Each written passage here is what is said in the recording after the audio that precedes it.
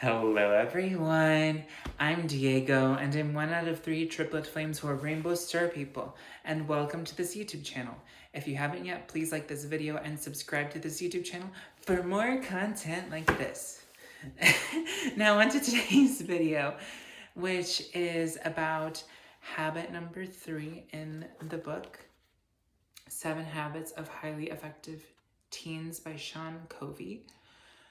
This habit is based on the book 7 Habits of Highly Effective People.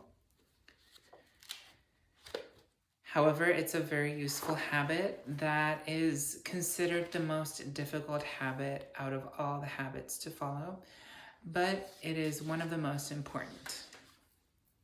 The habit is called Put First Things First. Will and won't power.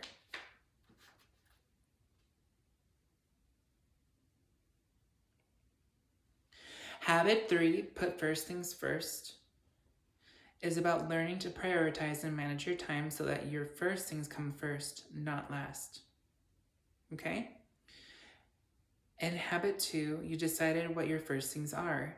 Habit 3 then is putting them first in your life. Habit 3 is the habit of willpower, the strength to say yes to your most important things, and won't power, the strength to say no to less important things and to peer pressure. Okay? Habit 1 says you're the driver, not the passenger.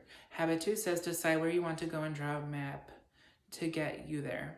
Habit 3 says get there, don't let roadblocks knock you off course.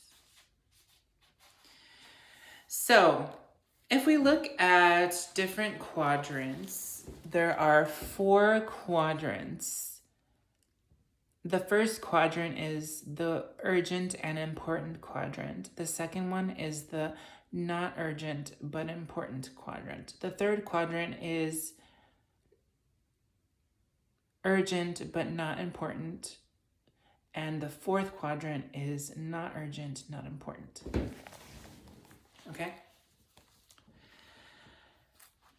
So important things are your most important things, your first things, activities that contribute to your mission and your goals. Urgent things are pressing things, in-your-face things, and activities that demand immediate attention. In general, we spend our time in 4 different time quadrants, as I just showed you. If you haven't already noticed, we live in a society that is addicted to urgency. That's why we have instant pudding, minute rice, crash diets, fast food, buns of steel in 7 days, pay-per-view, pagers, cell phones, and so on. It reminds me of the spoiled rich girl in Willy Wonka and the chocolate factory who keeps saying, "Now, Daddy, now! I want a Oompa Loompa now!" Urgent things aren't bad necessarily. The problem is when we become so focused on urgent things that we put off important things that aren't urgent, like working on a report in advance, going for a walk in the mountains, or writing an important letter to a friend. All these important things get pushed aside by urgent things like phone calls, interruptions, drop-ins, deadlines, other people's problems, and other in-your-face do-it-now things. As we dig a little deeper into each quadrant, ask yourself, what quadrant am I spending my most time in? So quadrant 1, the procrastinator, starts with things that are both urgent and important. So basically, some of these things are out of our control, like helping a sick child or meeting an important deadline. But things stay in quadrant 1 because we procrastinate, like putting off doing our homework and cramming all night for a test instead of studying ahead of time. It's part of life, but if you spend too much time in quadrant 1, you'll be a stress case and you'll seldom be performing to your potential. Meet the procrastinator who hangs on to quadrant 1. Look at her face. Oh my gosh, she looks so stressed out. Basically, what she says, her motto is, I'm going to stop procrastinating sometime soon. Don't expect her to work on a paper or study for a test until the night before. And don't expect her to take some time to get gas. She's usually too busy driving. The procrastinator is addicted to urgency and loves to put things off until it becomes a crisis. Okay? The results of being too much in quadrant 1 are stress, anxiety, burnout, and mediocre performance. All right, we're going to look at quadrant 3 now, which is the yes man. So this represents things that are urgent but not important. It basically is characterized by people-pleasing and responding to everyone else's desires. For example, these things are not important. They're so like they might seem to be important, but really they're just urgent. For example, a ringing phone is urgent, but the conversation is so unimportant, or worse, it's a telemarketer. Quadrant 3 activities are loaded with important things to other people, but not things that are important to you. And the yes man often says yes to everybody and tries really hard to please everyone, so much that he ends up pleasing no one, including himself. He often caves into peer pressure because he likes to be popular and he wouldn't want to stand out. His motto is, tomorrow I'm going to be more assertive if that is okay with you. So the problem with spending too much time in quadrant 3 are reputation of being a people pleaser, lacking discipline, and feeling like a doormat for others to wipe their feet on. Now let's look at quadrant 4, which is the slacker. Quadrant 4 is the category of waste and excess. These activities are neither urgent nor important. The slacker loves to loaf around and loves anything in excess, such as too much sleep, too much TV, or too many video games, or too much time on the web. Two of his favorite pastimes include regular 3-hour phone calls and mall marathons each weekend. He is a professional loafer. Sleeping in until noon takes real skill after all. And he loves comic books. In fact, he reads several dozen a week. He's never had a job, but he's young and has his health, so why would he have to work? School, of course, is the last thing on his mind. He'd rather just hang out, He loves going to the movies, chatting on the web, or just hanging out. The thing is, so things really only fall into slacker territory when you do things in excess. So it's only when these things are done in excess that they become a waste of time, and you'll know when you cross the line. I actually, for a while during the summer, fell into slacker territory, so much so that I would stay up playing computer games until 2 a.m. And this book really called me out.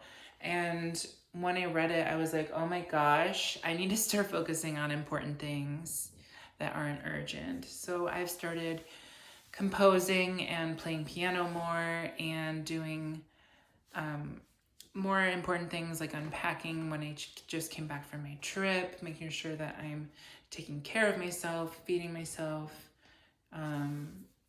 taking a shower, making sure that I spend time with friends, things like that. Those are more important things,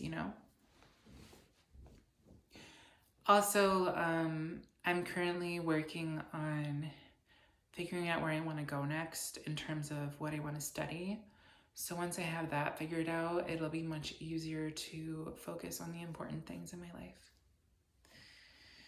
Anyways, so what this book says is watching that first TV show might be just what you need to relax, and that's okay, but watching the second, third, or even fourth show until 2 a.m. turns a relaxing evening into a wasted one. The results of living in quadrant 4 are a lack of responsibility, guilt, and flakiness. Now let's look at quadrant 2, which is a prioritizer. Look at her. She is so on point. Quadrant 2 is made of things that are important but not urgent, like relaxation, building friendships, exercising, planning ahead, and doing homework on time. It's a quadrant of excellence, the place we want to be. Quadrant 2 activities are important, but are quadrant 2 activities urgent? No. And that's why we have trouble doing them. For example, getting a good summer job may be very important to you, but since this week's away and not urgent, you may put off looking for that job until it's too late and all the jobs get filled. Had you been in quadrant 2, you would have planned ahead and found a better job. It wouldn't take more time, just a little more planning. Meet the prioritizer. Although she's by no means perfect, she's basically got it together. She takes a look at everything she has to do and then prioritizing makes sure her first things get done and then her last things get done last. Because she has a simple but powerful habit of planning ahead, she's usually on top of things. She does her homework on time, writes her papers in advance, does her best work, and avoids the stress and burnout that comes from cramming. She makes time to do exercise and renew herself, even if it means pushing aside and doing other things. The people who matter most in her life, like her friends and her family, come first. Although it's a struggle, staying balanced is important to her. She changes the oil in her car regularly, and she doesn't wait until she's running on fumes to fill up the gas. She loves going to the movies, surfing the net, and reading suspense novels, but never lets those activities get too far. She's learned how to say no with a smile. When her parents or her friends drop by unexpectedly one evening to go to a party, she says, "No thanks, I have a huge test tomorrow, but how about Friday night? Let's get together again." Her friends were okay with that and secretly wished they had the courage to say no as well. She learned that by resisting peer pressure, it might feel or appear unpopular at first, but that people come to respect her for it. Living in quadrant 2 helps you be in control of your life, feel balanced, and perform really well. Look at this little picture. It shows her basically noticing there's a test in 2 weeks, but she's already studying for the test. That is the type of person you want to be. So how do you increase quadrant 2 activity? So shrink quadrant 1 activity by procrastinating less. You're always going to have lots to do in quadrant 1, that's guaranteed, but cut your procrastination in half by doing important things early and you will be quadrant 1 less often. Say no to quadrant 3 activities. Learn to say no to unimportant things that pull you away from more important ones. Don't be so interruptible. Trying to please everyone is like a dog trying to catch its tail. Remember, when you're saying no, you're really saying yes to more important things. Cut down on quadrant 4 slacker activities. Don't stop doing these things, just do them less often. You don't have time to waste. Shift the time to quadrant 2. You need to kick back and relax, but remember, relaxation is quadrant 2. Excessive relaxation is quadrant 4. In addition to spending more time in quadrant 2, consider 2 other suggestions that will help you better manage your time. Pick up a planner and plan weekly, okay? So when you pick up a planner, you're essentially writing down appointments, assignments, to-do lists, and goals in your planner. And a planner wasn't designed to tie you up, but to free you up. With a planner, you'll no longer have to worry about forgetting things or double booking yourself. And it'll remind you when papers or doing tests are to be taken. And it'll remind you of important information. Also, planning weekly is great. So I usually take about 15 minutes every week to put things on my whiteboard and just plan out what I want the week to look like. So like, for example, if I want to go to a capoeira class, I'll write the time that I'm going to go. Like, for example, let's say it's 6 o'clock on a Tuesday. I'll write that I'm going to practice capoeira and exercise at that time for about an hour and 15 minutes. So when you plan weekly, you want to identify your big rocks. So your big rocks are essentially the most important things that you need to do. They're your mini goals that are tied with your mission statement and longer term goals. Okay? For example, some big rocks could be, if you're a teenager or in school, it could be studying for a science test, finishing reading a book, attending Megan's game, completing an employment application, partying at Isabella's, and exercising 3 times. So those are just some examples of important things. Okay? So also you could try by thinking of what your different roles are. So for example, your role as a student could be to get started on your history report. Your role as a friend could be to go to Mario's birthday and be more complimentary. Your role as a family member could be to take Colleen to the mall and call grandma. Your role as a employee for your job could be to get to work on time. Your goal for yourself could be to go to a concert and write in your journal every night. Your goal for your debate team could be to finish research and practice openings. So this is just a little chart that you could maybe make for yourself if you'd like. It just helps you think about your different roles and which one of those roles you can fulfill by completing certain goals. Okay? So you want to block out time for your big rocks. Have you ever seen the big rock experiment? You get a bucket and fill it with small pebbles. You try to put several big rocks in the bucket on top of the pebbles, but they don't fit. Then you empty the bucket and start over. This time you put the big rocks in the bucket first, followed by the small pebbles. The pebbles fill in the spaces around the big rocks. This time it all fits. The difference is the order in which you put the rocks and pebbles. If you put the pebbles in first, the big rocks don't fit. But if you put the big rocks in first, everything fits, big rocks and pebbles. Look at that.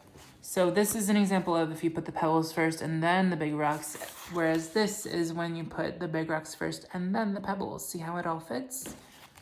So the big rocks are like your really important things. For example, you might decide that the best time to get started on your history report is Tuesday night and the best time to call your grandma is Sunday afternoon. Now you block out those times. It's like making a reservation. If your big rock, such as give out 3 compliments a day this week, doesn't have a specific time attached to it, write it somewhere in your planner where it can be seen. Okay? And then after you've scheduled your big rocks, so like let's look at the big rocks in this example in the planner. So I'm just gonna read this to you real quick. So let's say Monday you want to lift weights at 1 o'clock and then you have a test coming up, so you want to study for your science test. Let's say you want to study at like 3 o'clock p.m. Okay, that's just an example. And then Tuesday it says to study for the science test. So let's say you reserve a time. You're like, okay, I'm going to study for my science test at 5 o'clock. Then on Wednesday, you want to take an aerobics class at 7 o'clock and be at Megan's game at 6:30. So I'm saying like 7 o'clock a.m. is the aerobics class, and then Megan's game is at 6:30 p.m. Just an example.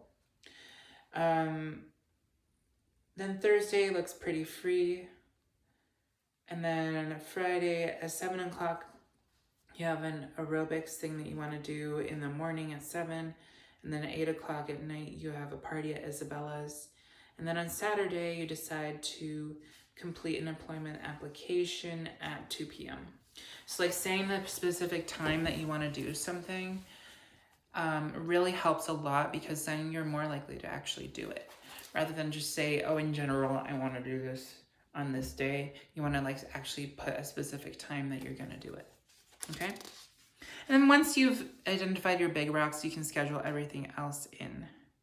Like your little to-dos, daily tasks, and appointments. That's where all the pebbles go. You could even look ahead in your calendar and record upcoming events like activities, vacation, concerts, or birthdays. And of course, it's important that even though you have a plan like this, you want to adapt your plan daily as needed. You might need to rearrange the big rocks and pebbles now and then, but do your best to follow your plan even if you don't accomplish everything that you set out to do. Okay? Does it really work? Oh, yes, it does. It's amazing. The other half. Time management isn't all there is to habit 3. It's only half of it. The other half is learning to overcome fear and peer pressure. Okay? What are your first things? This is something that was asked to a bunch of teenagers. They said family, friends, freedom, excitement, growth, trust, God, stability, belonging, and looks. And then the question that was asked after that is, what keeps you from putting these things first in your life? And not surprisingly, fear and peer pressure were the top 2 responses. So let's talk about fear and peer pressure. So there's the comfort zone and the courage zone. Okay? So there's a little circle right here. I'm going to read it. So things that are in your comfort zone are things you enjoy doing: relaxation, safety, security, ease, surety, freedom from risk, and things you're accustomed to. The courage zone includes things you're afraid of, things you've never tried, hard moments, ultimate potential, unexplored territory, risk, things that are difficult, opportunity, bravery, higher duty, and adventure.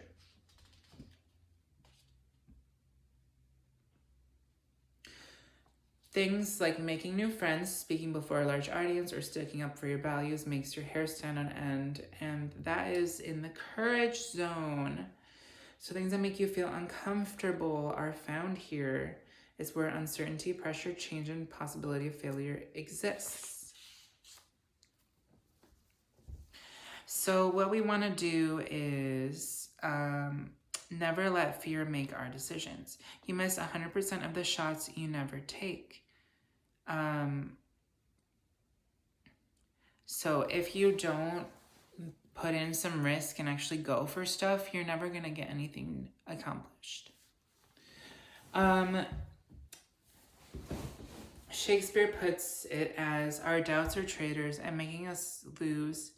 Our doubts are traitors and make us lose the good we oft might win by fearing to attempt. So, when you let fears get the best of you, it is really problematic. Like, for example, if you want to ask a girl out, but you don't ask her out because you're like, oh, she may not like me, then you miss your opportunity, right? And then someone else asks her out. Or quitting a sports team, like a football team, because you're afraid of competition will mean that you don't end up doing the sport that you like. Or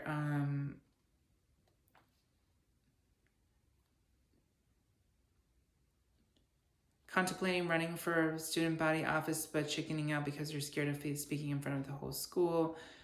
That kind of gets in your way. So something that Sean's dad told him was, never let your fears make your decisions, you make them.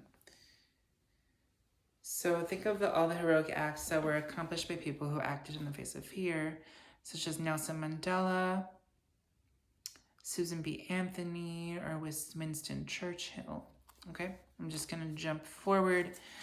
Acting in the face of fear takes a lot of courage, but it's very important. Let me give an example of acting in the face of fear. So he gives an example of deciding to sign up for private lessons instead of group lessons for singing, and then he ended up singing in front of a bunch of students, but he ended up doing it anyways. And then think of actually doing it. Just do it, go for it.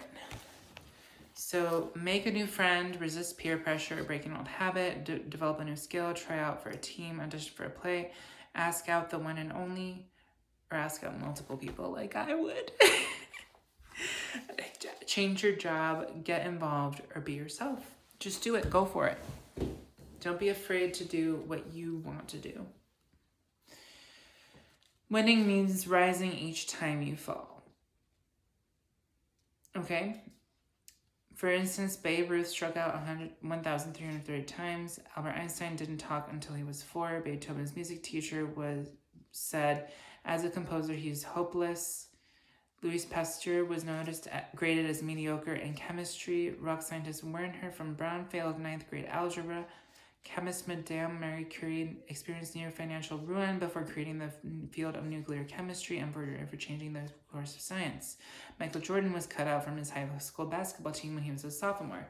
So this is just saying that if you fail a lot before you get a win, that's okay, because most famous people that have been successful have actually lost a lot of things before they were able to win. Okay? And be strong in hard moments.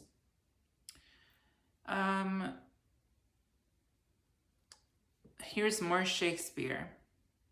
If you think about doing something really stupid, remember these lines from Shakespeare. What win I if I gain the thing I seek? A dream, a breath, a froth of fleeting joy. Who buys a minute's mirth to wail a week, or sells eternity to get a toy? For one sweet grape, who will the vine destroy? These lines are about sacrificing a future for a brief moment of joy. Who would want to give up the rest of his or her life for a toy?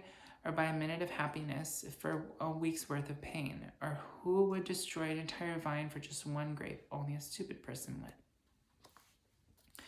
So the idea is there are certain hard moments that include diverging roads that, if we are strong in them, can make all the difference down the road in life. Hard moments include doing the right thing rather than doing the easier thing. So doing the right thing rather than the easier thing is important because that will get you along the path that you want to be in. For example, me deciding to study music composition in college, was it easy? It was not the easy thing to do, but it was the right thing to do because now I'm writing music and enjoying it. Overcoming peer pressure. So overcoming peer pressure is called wound power. It can be so strong that the only way to resist it is to remove yourself entirely from the environment you're in, especially if you're in a gang, a fraternity or sorority, or a type group of friends. To overcome peer pressure, you've got to care more about what you want and what you think rather than what your peers think of you or what your peers want for you. Why is peer pressure hard to resist? Is because you're dying to belong. Sometimes we need a wake-up call to snap us out of it. Not all peer pressure is bad. In fact, much of it can be very good, especially if you find a friend who puts positive pressure on you to do your best. And if they do, hang on to him or her for dear life because you've got something really special. If you find yourself wanting to stand up but instead are continuously caving into peer pressure, there's two things you do.